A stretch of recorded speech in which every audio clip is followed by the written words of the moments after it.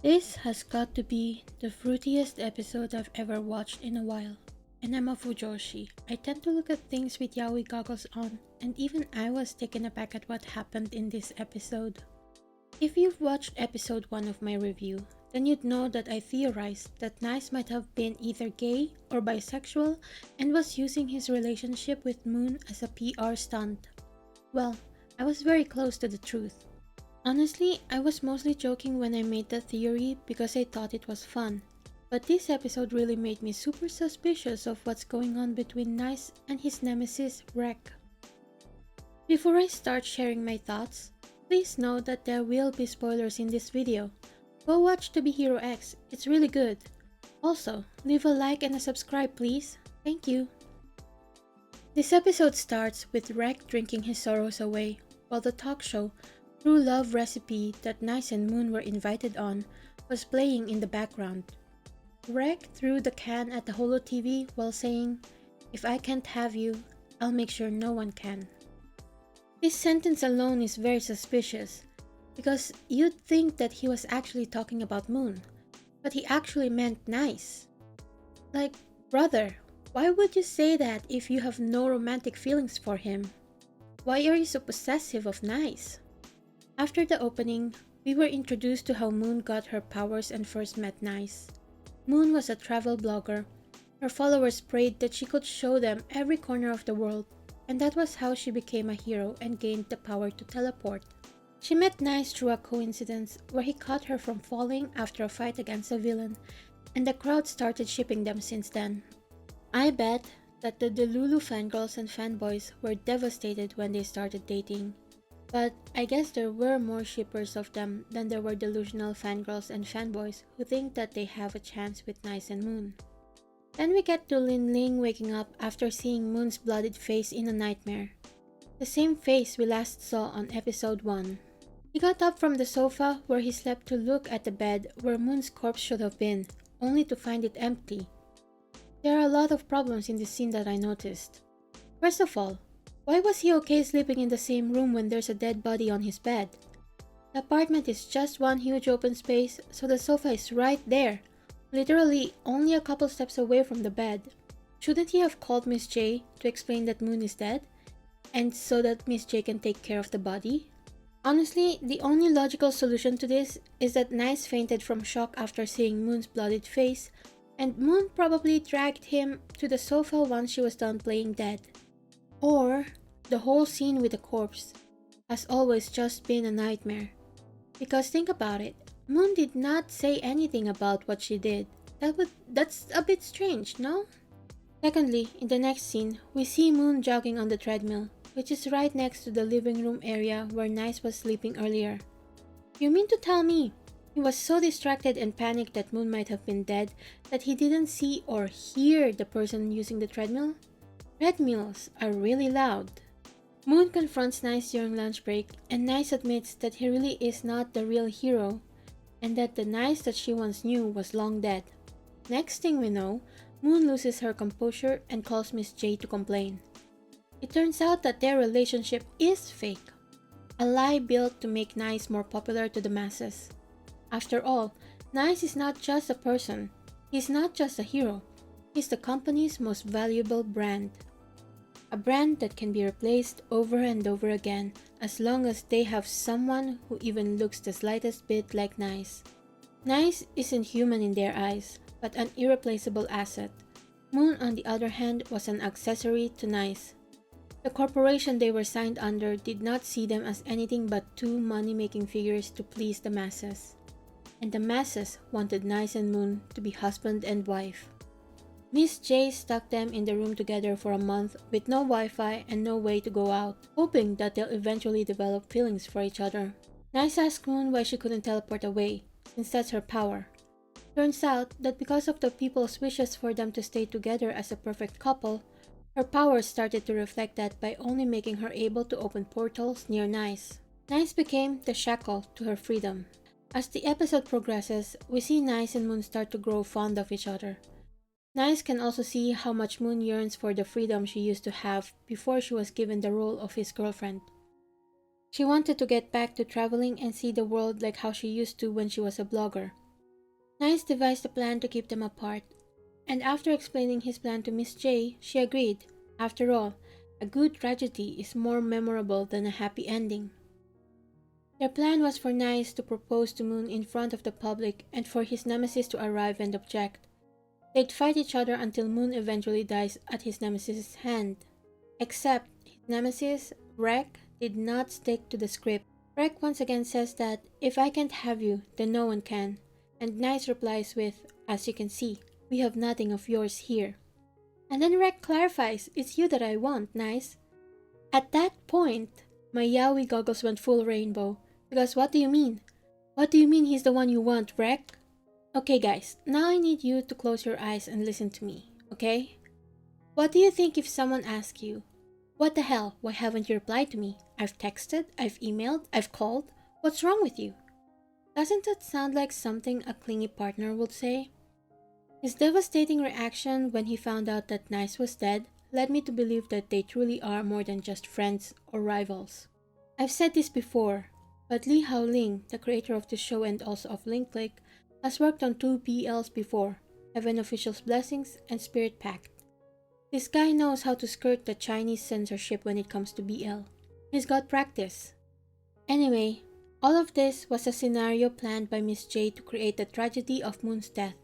Rek was actually a villain they hired to fight Nice for PR stunts, and we find out that Rek and Nice were actually best friends who wanted to be heroes together, but the company they were signed under gave Rek the role of a nemesis instead.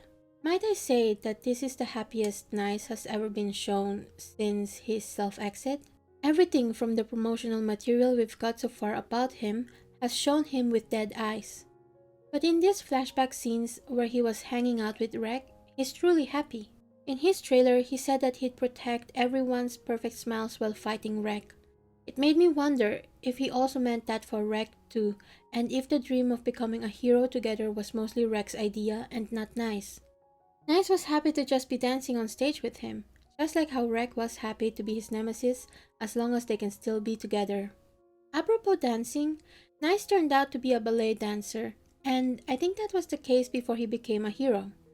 Ballet dancers have always been put under pressure to be elegant and perfect. It was no wonder to me that his hero persona was put under the same ideals. Judging from his expression in the PV, I don't think he was happy to do ballet either. As Rek fell down the stone structure he created with a sad smile on his face, the thought that the dream of them becoming heroes together had died a long time ago. The show must go on, and Nice and Moon performed a heart-wrenching scene for the public, with Nice crying his heart out for Moon, who wasn't really dead. Now, Moon is finally free, free from being Nice's girlfriend, free from the company that had her under contract, and free from the public's beliefs. Before she left, she asked Nice what his heart wanted, but before he could answer, the news stated that Nice's popularity skyrocketed and that he has plans to land a spot in the top 10 hero rankings.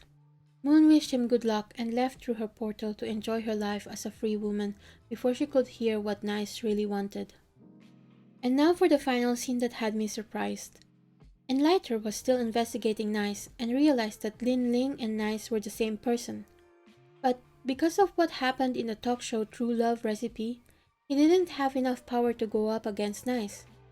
This was when he was approached by Spotlight, a villain who offered him the power of fear. This was when Enlighter died and was reborn as God's Eye. Now that I'm done with the summary, it's theory time. First off, I don't think this will be the last time we'll see Rek. He's a little bit too involved in Nice's storyline for him to just disappear completely. He was designed to be Nice's opposite, from their storyline given to them by the three-man company to the color palette that the animation team chose for them. Black and white, red and blue. Those color schemes have always been connected to each other in the media. I can see two possibilities happening with him. One is, he gets a redemption arc and becomes a hero with Nice, fulfilling their dreams in some twisted way. The second is, he'll get approached by Spotlight to become an even more powerful villain and truly become Nice's nemesis. It is truly tragic that the only person that really grieved Nice's death was Rek. Miss J did not care, it was all business for her, and Moon was more relieved than anything. This made me wonder if anyone grieved Lin Ling's death at all. Did he have any friends or family, or has he always been alone? Which is why he took comfort in his Oshi, Moon. What surprised me a lot in this episode was how blasé Moon and Rek were about the knowledge that heroes can be replaced completely and easily. Was this knowledge an open secret that only those who are high-ranking heroes and work with them have knowledge of? Because Miss J knew exactly what would happen to Lin Ling when he replaced Nice, and that it's even possible to replace the heroes in the first place. This would mean that the only way for a hero to truly die or vanish is if the public knew about it and believed it to be so. It made me wonder if the public can influence the hero's feelings too, but that shouldn't be the case since Moon never got any feelings for Nice in the 3 years that they've been fake dating. Someone in a previous video mentioned that before the art style changed to look like that of a superhero comic for the fight scene, a snap can be heard. Could it be that X was lurking in the background and helped Nice by turning their surroundings into that of a hero comic? After all, heroes in comics always win. And now we have God's Eye targeting Nice. I wondered in a previous video if we will have some identity crisis thing that will go on with Lin Ling because mentally he's starting to become like Nice too. It was mentioned in this episode that he's becoming more of a neat freak than usual, and in one of Nice's promo videos, we see him arranging his meal neatly. On a side note, the original Nice with his OCD tendencies must have despised Moon for being such a slob. I can totally see his judging face as he wrinkled his nose at her dirty shirt while she was stuck in his incredibly tidy and incredibly minimalistic apartment. There is no doubt in my mind that there will come a point where Lin Ling will lose himself, but God's Eye will be there to expose him. But this is a bit odd. God's Eye being surprised that Nice has been replaced is a shocking revelation to him. Could it be that heroes below a certain level do not have the knowledge that they can be replaced completely? It would make sense. The public shouldn't know that they have this type of power. This is why in my webcomic, this is a spoiler guys, don't share this to anyone. This is why in my webcomic, I have a character in the background murking everyone who even tries to become a cult leader. That being said, I think that at some point, Lin Ling will become someone who is a blend of both Nice and himself. Because at the ending, instead of Nice being shown with the other heroes, we see Lin Ling with a bit of white in his hair standing with them. I have so many questions and it's only been 2 episodes. Anyways, tell me what mysteries you guys want answered in the show. I'm very curious. Don't forget to like and subscribe to help me grow my channel. Thank you so much and I'll see you in the next one. Bye!